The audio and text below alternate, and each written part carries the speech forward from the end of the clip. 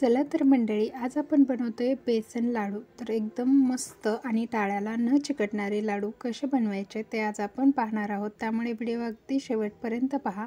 चॅनलवरती जर तुम्ही नवीन असाल तर व्हिडिओला लाईक आणि चॅनलला सबस्क्राईब नक्की करा। तर तुम्ही पाहू शकता आपला इथे बेसन लाडू तो हे एकदम दाणेदार तयार झालेला आहे। अजिबात जास्तीचं तूप सुटलेलं नाही, एकदम परफेक्ट अचूक प्रमाणात आज आपण लाडू बनवायला पाहणार आहोत। तर पहा, इथे मी साहित्य घेतलेलं आहे। तर आपल्याला लागणार आहे साजूक तूप, त्यानंतर लागणार आहे साखर, त्याचबरोबर आपल्याला साखर म्हणजे जर 2 कप बेसन पीठ असेल तर तुम्ही 2 कप आपल्याला इथे पिठी साखर वापरायची आहे। दाबून घेतलेलं, हलक्या हाताने दाबून घेतलेलं पीठ पाहिजे। एकदम हलकं भरलेलं पीठ असेल तर मात्र मग आपल्याला 1 कपासाठी पाऊण कप इतकी साखर लागणार आहे। तर आपल्याला इथे बेसन पीठ भाजून घ्यायचं आहे। सुरुवातीला तर मी कढई गॅसवरती ठेवलेली आहे। आता यामध्ये आपल्याला तूप घालायचं आहे। तुपाची क्वांटिटीसुद्धा आपल्याला इथे कशा पद्धतीने किती तूप घालायचं हे मी तुम्हाला सांगणार आहे। इथे आपण तूप अजिबात मोजून घेतलेलं नाही, आपण तूप अंदाजेच घालत आहोत। तर सुरुवातीला कमीत कमी पाऊण कप, ज्या कपाने आपण इथे 2 कप पीठ घेतलं आहे त्या कपाने पाऊण कप इथे आपलं तूप घेतलेलं आहे। पाऊण कपाला थोडंसं कमी असेल। तर आता या तुपामध्ये आपल्याला हे पीठ घालून घ्यायचं आहे। तर आपण लाडूला दळून आणतो तशा प्रकारे हे जाडसर पीठ दळून आणलेलं आहे। अशा प्रकारे जर पीठ दळून आणलेलं असेल तर टाळ्याला अजिबात आपले लाडू चिटकत नाहीत आणि छान दाणेदार लाडू तयार होतात। शिवाय आपल्याला यामध्ये रवा घालायची सुद्धा गरज पडत नाही। तर सुरुवातीला तुम्हाला इथे बेसन पीठ कोरडं वाटेल, खूप तूप कमी वाटेल, पण लगेच तूप घालायचं नाही। आपल्याला हे एकदा पूर्ण मिक्स करून याचा अंदाज घ्यायचा आहे की आपल्याला यामध्ये एकूण तूप किती लागणार आहे। तर इथे मी व्यवस्थित याच्या गुठळ्या मोडून याला मिक्स करून घेणार आहे। आपण यामध्ये चालूमध्ये थोडं थोडं तुपाचा वापर करणार आहोत। तर मी किती तूप वापरलं हे सुद्धा मी तुम्हाला सांगणार आहे। आणि पिठाची क्वांटिटीमध्ये तूप कसं असलं पाहिजे, कारण आपलं जेव्हा पीठ भाजत येतं, पूर्ण छान खमंग भाजलं जातं, तेव्हा आपोआप आपल्या पिठामधलं तूप जे आहे ते रिलीज व्हायला सुरुवात होते। आणि ते तूप रिलीज झाल्यानंतर व्यवस्थित लाडूचं बाइंडिंग आपल्याला म्हणजे तयार करता येत नाही, लाडू बांधता येत नाहीत, लाडू व्यवस्थित सेट होत नाहीत, असे बरेच प्रॉब्लेम असतात। त्यासाठी आपल्याला इथे तूप प्रमाणातच घालायचं आहे। तर पहा, आपण इथे 1 चमचा भरून तूप पुन्हा एकदा घातलेलं आहे।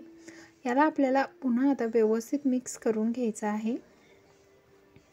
कंटिन्यू भाजत आपल्याला यामधल्या सर्व गुठळ्या मोडून घ्यायच्या आहे। गुठळ्या मोडल्यानंतर त्यामध्ये जे काही तूप आहे ते सगळीकडे व्यवस्थित एकसारखं लागलं जातं। त्याचबरोबर गुठळ्या मोडल्यामुळे पीठसुद्धा आपलं एकसंध भाजलं जातं। तर इथे 5 सर्व मी गुठळ्या मोडून घेतलेले आहे। आपल्या पिठाचा कलरसुद्धा किती आकर्षक छान झालेला आहे। पण आपल्याला हे एकदम असं बदामी कलर येईपर्यंत बेसन पीठ भाजून घ्यायचं आहे। त्याने काय होतं, लाडू छान पीठ भाजलं की त्यांनी सुद्धा आपले टाळ्याला लाडू चिटकत नाही। तर पहा, इथे सुद्धा तुम्हाला कोरडं वाटत असेल, पण आपण गुठळ्या मोडून याला छान भाजून घेणार आहोत। आपल्याला आणखीन एकदा यामध्ये तूप थोडंसं घालायचं आहे, पण त्या अगोदर थोडंसं आपल्याला यामध्ये गुठळ्या मोडून घेतलेले आहे, इथे मी पाहू शकता। आता पुन्हा एकदा इथे 2 चमचे आपण तुपाचा वापर करतोय। आता इथे 2 चमचे तूप वापरायचं, या व्यतिरिक्त आपल्याला अजिबात यामध्ये तूप वापरायचं नाही। तर लास्ट आहे की आपण यामध्ये 2 चमचे तूप घातलं। याचमध्ये आपल्याला हे बेसन पीठ व्यवस्थित आणि खमंग भाजून घ्यायचं आहे।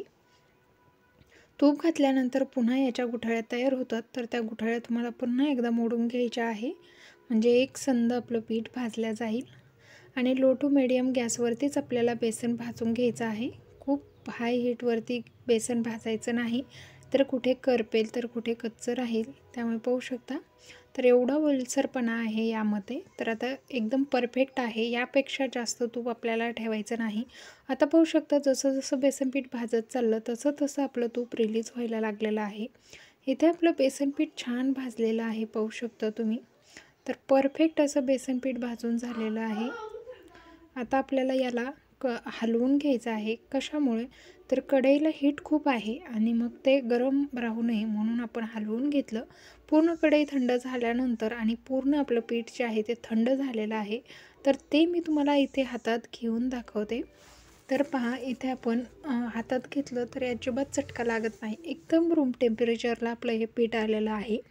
त्यानंतर आपण यामध्ये सांगितल्याप्रमाणे 2 कप पिठासाठी 2 कपाला थोडीशी कमी साखर घातलेली आहे किंवा तुम्ही इथे पिठी साखर टाकून चाखून चव घेऊन तुम्ही साखरेचं प्रमाण कमी अधिक करू शकता. आता आपल्याला ही पिठी साखर पूर्णतः यामध्ये मिक्स करून घ्यायची आहे. तर हे पूर्णतः थंड असल्यामुळे तुम्ही इथे हाताने सुद्धा यामध्ये पिठी साखर मिक्स करून घेऊ शकता. म्हणजे त्याच्या झटपट गुठळ्या मोडल्या जातात आणि व्यवस्थित एकसारखं पीठ पटकन तयार होतं आणि पिठी साखरसुद्धा मिसळल्या जाते. तर तुम्ही पाहू शकता, तुम्हाला सुद्धा अशाच पद्धतीने करायचं आहे. पीठ पूर्णतः थंड झाल्यानंतरच यामध्ये पिठी साखर घालून घ्यायची आहे, पाहू शकता तुम्ही. आणि छान बाइंडिंग आपल्या लाडूला येणार आहे आणि खूप एक्स्ट्राचं तूपसुद्धा आपल्या ह्या लाडूमध्ये नाही, कारण ते नसायलाच हवं, तेव्हाच आपले लाडू परफेक्ट तयार होतात. इथे आता चवीला आपण वेलची घालणार आहोत आणि त्यानंतर थोडंसं किसून जायफळसुद्धा आपल्याला यामध्ये घालायचं आहे. 1.5 चमचा वेलची, थोडंसं जायफळ घातलं की म्हणजे लाडवाला आणखीन भारी चव येते. तर इथे थोडंसं जायफळ आपण किसून यामध्ये घातलेलं आहे, खूप घालायचं नाही.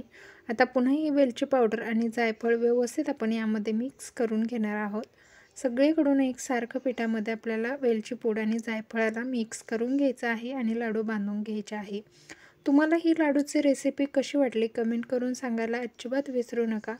आणि जर आवडली असेल तर व्हिडिओ जास्तीत जास्त शेअर करा आणि चॅनलवरती जर तुम्ही नवीन असाल तर व्हिडिओला लाईक आणि चॅनलला सबस्क्राईब करायला अजिबात विसरू नका. तुम्ही अगदी हा लाडू एका हाताने सुद्धा वळवू शकता, पाहू शकता किती सुरेख आणि किती छान आपल्याला लगेच झटपट लाडू वळवता येतोय. फक्त पीठ थंड होण्याची वाट तुम्हाला बघायची आहे. इथे मी ड्रायफ्रूट्स लावून घेतले, पण मला काही तो आवडला नाही लाडू, त्यामुळे 2च लाडूला लावले, बाकी मी प्लेनच लाडू बांधून घेतले. तर तुम्हाला आवडत असल्यास तुम्ही तुमच्या आवडीप्रमाणे यावरती ड्रायफ्रूट्स लावू शकता, मनुके लावू शकता. तर चला, मस्त असा लाडू बांधून तयार झालेला आहे. याच पद्धतीने मी सर्व लाडू बांधून घेणार आहे. पण आता तुम्ही जर चॅनलवरती नवीन असाल तर सबस्क्राईब करायला अजिबात विसरू नका. चला, भेटूया नवीन एका रेसिपीसह. तोपर्यंत मस्त खा आणि मजेत राहा आणि अशाच नवनवीन रेसिपीज पाहत राहा. धन्यवाद.